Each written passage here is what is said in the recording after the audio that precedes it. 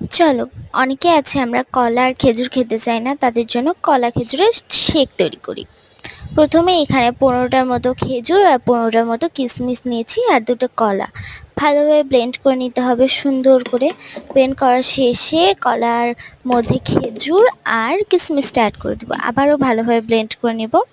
এরপরে চিনি অ্যাড করেছি আর সামান্য একটু লবণ, 7 চামচের মতো চিনি দিয়েছি। পরিমাণ মতো যার যতটা লাগবে সে ততটাই মিষ্টি দেবে। তারপর ভালোভাবে ব্লেন্ড করে নেওয়ার পরে এখানে মালাই ওঠানো দুধ দিয়েছি, একদম সর ওঠানো দুধ। দুধটা কিন্তু আমি ফ্রিজ থেকে বের করেছি, ঠান্ডা দুধ গরম করে ঠান্ডা করে নিয়েছি। দুধটাকে দিয়ে দিয়েছি। এই গরমে এরকম শেক খেতে খুবই ভালো লাগে, খুবই মজা। এরপরে দিয়ে ভালোভাবে ব্লেন্ড করে নেব। ব্লেন্ড করা সুন্দরভাবে ঠান্ডা পানি অ্যাড করে দিয়েছি। এরপর ভালোভাবে ব্লেন্ড করে নিব, নিয়ে সুন্দর করে ডেকোরেশন করে নিলে রেডি। অনেক বেশি মজা খেতে হয়েছে, ঘনত্বটা এত সুন্দর। রেস্টুরেন্ট